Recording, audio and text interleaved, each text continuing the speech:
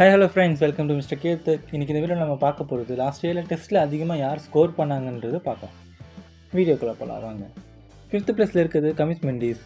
ஒரு ஸ்ரீலங்கன் பிளேயர். மொத்தம் 9 match விளையாண்டுருக்காரு. 1049 run அடிச்சிருக்காரு. ஆவரேஜாக ஒரு மேட்ச்க்கு 74.92 ரன் அடிச்சிருக்காரு. இதில் மொத்தம் 5 செஞ்சுரியும் 3 ஆஃப் செஞ்சுரியும் சேர்த்து தான் இருக்குது. 4வது பிளேஸில் இருக்குது இங்கிலாந்து பிளேயர் ஹாரி ப்ரூக். மொத்தம் 12 மேட்ச் விளையாண்டுருக்காரு. 1100 ரன் அடிச்சிருக்காரு. ஆவரேஜாக 55, 4 செஞ்சுரியும் 3 ஆஃப் செஞ்சுரி அடிச்சிருக்காரு. 3rd பிளேஸில் இருக்குது இன்னொரு இங்கிலாந்து பிளேயர் பென் டக்கேட்.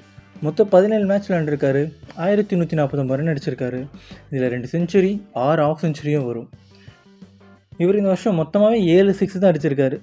இது ஒரு ஃபேக்ட். 2வது பிளேஸில் இருக்கிறது நம்ம ஜெய்ஷ்வால். ரீசெண்டாக நடந்த ஆஸ்திரேலியா மேட்ச்சை கூட செம்மையாக ப்ளே பண்ணியிருந்தார். மொத்தம் 15 மேட்ச் விளையாண்டுருக்காரு.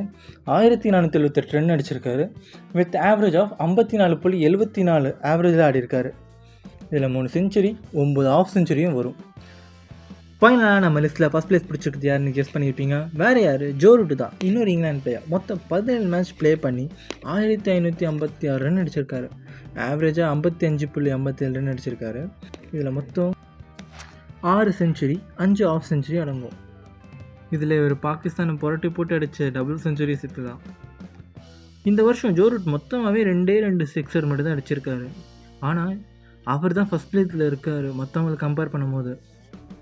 இந்த மாதிரியான இன்ட்ரெஸ்டிங்கான வீடியோஸ் உங்களுக்கு தேவைன்னா மறக்காமல் மிஸ்டர் கேத்துக்கு சப்ஸ்கிரைப் பண்ணிக்கோங்க.